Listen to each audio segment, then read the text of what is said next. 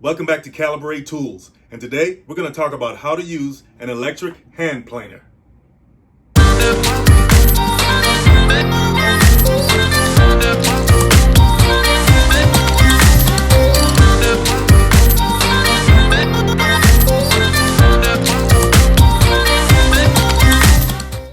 Okay guys, if you're into woodworking or carpentry, you probably know what a planer is. But if you don't know what a planer is, it's a device that's used to reduce the thickness levels on wood surfaces.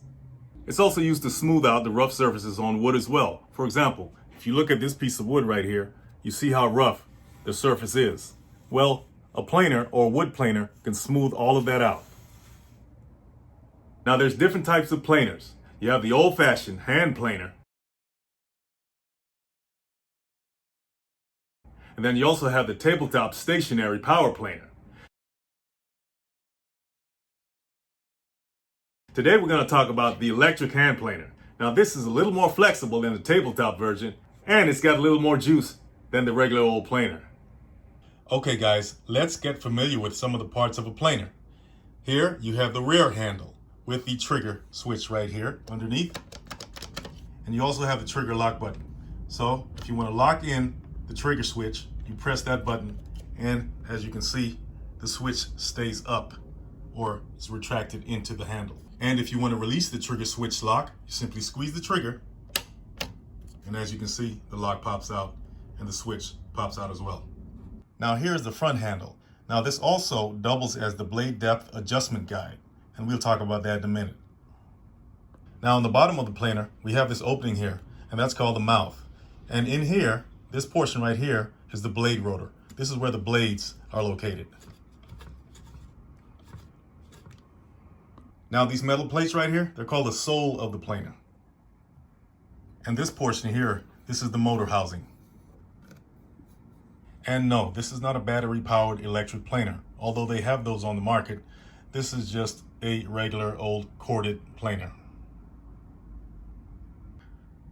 Okay, now you may be wondering what this knob is right here. Okay, now this knob is used to secure this here. Now this is called an edge fence. And this helps to guide the planer along, say, a piece of wood or something like that, so it can stay, steady. Now, if you notice, there are these holes right here on the side of the device, okay? And what you want to do is you want to take this portion of your edge fence and you want to insert it into the hole, right? And let's just say you're going to plane this piece of wood. You want to insert it all the way up to the edge of that piece of wood. See how that guide bumps up against there? All right. And then you want to tighten the knob so the guide is properly set. And then you just run your planer up and down the piece of wood, and the guide keeps it steady on the surface. Now, if you notice, this portion of the wood is not in the path of the planer. Only this section is getting covered by the planer. So if you want to get this portion, you simply loosen the knob, slide the planer over so that it covers that portion, and then you tighten the knob again, and you're good to go. Okay, back to the front handle, which we said also doubles as the blade depth adjustment guide. Now, if you notice here on the bottom section of the handle, you have these increments, okay? Now, these increments represent how deep you want the blade to cut into your wood or how much you want to shave off of your material or wood. Now, I flipped it over just to give you a better view of how the depth adjustment guide works. So when I turn the knob, I want you to look at this front portion of the sole of the machine. Now, this is also called the shoe of the machine as well, okay? So look at this front portion while I turn this knob.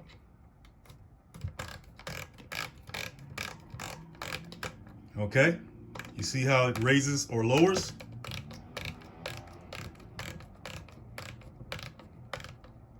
Now, as we see, the blade itself does not move. That's stationary, locked into the machine, right? It's this portion that moves, right? That determines the depth of how deep the blade goes into your material. Okay, guys, I put a piece of lumber here and I put it on its side to expose this rough surface right here that we're going to plane, okay? And we're going to push the planer from right to left, all right? So we're going to go this way, right? And I want you guys to notice how the blade turns. Now, if you look right here, this is the blade. This is the blade right here. And if you notice, I don't know if you can see it right there, but the blade is pointing to the left. The direction of the blade is tilted to the left, okay? And when the blade spins, it's spinning, as you can see, it's spinning clockwise. So as you push it along the surface, that blade is going to be chipping away and shaving the wood. Okay, for this piece of lumber here, for this surface, I have the depth set at about 1/16, okay? So we're going to try to get it as smooth as we can. And of course, we're probably going to have to do a few passes before we can get it that smooth. Okay, the first thing you want to do is place the front part of the shoe onto the surface like that. Then you get your blade running at full speed. So you make sure that you put the front part of the shoe onto the surface like that. Then you get the blade running at full speed. Then you lower it onto the surface and proceed to plane. So here we go.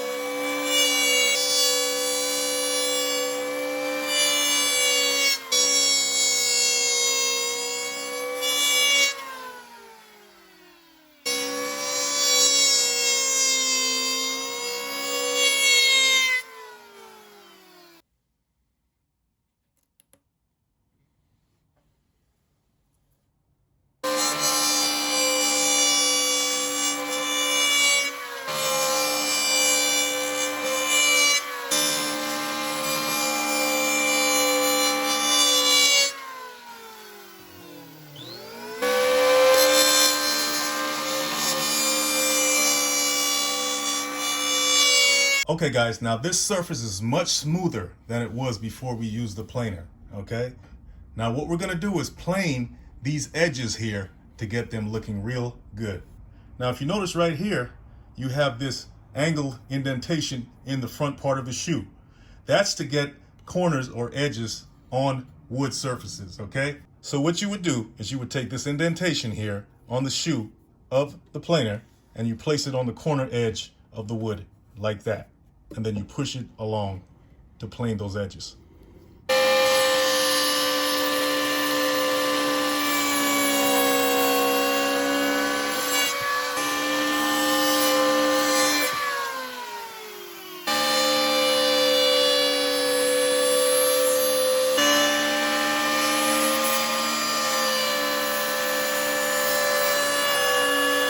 Okay guys, it's a lot better than it was, a lot smoother. No more rough edges. And there you go with that one.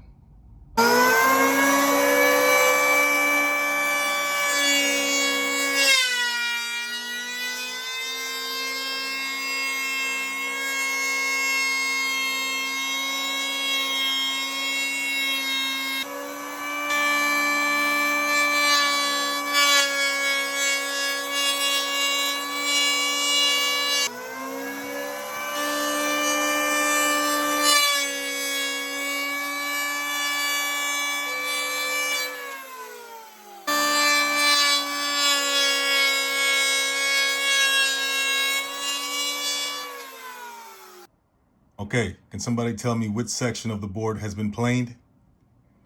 I would say this side right here. This side's still pretty rough.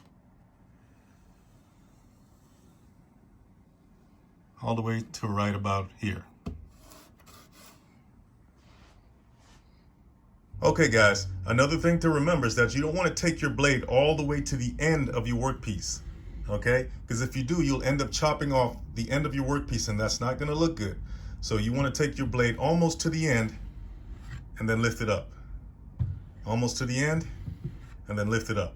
As soon as you finish using your power planer, you want to rest it on a block and lean it up against the block like that, okay? Because you don't want to rest the blades on the surface of whatever you have it on, because you could damage your blades, especially when they're not finished turning yet. Now, as far as uninstalling and installing your blades, your planer should come with a key like this, right? And this key fits over these screws right here, and you loosen that so you can take your blade out, you know, sharpen it, or even install new blades. I'll probably do it in another video, but that's how you take your blades out. You use this key that comes with it right here. And remember, always wear your safety glasses when you use any kind of power equipment, okay? And anytime you do any kind of maintenance on your power equipment, always unplug it first. Okay guys, I appreciate you guys being here. And if you learned something about electric hand planers, hit that like and subscribe button and hit that notification bell so you can get more videos just like this. And I'll see you guys in the next video.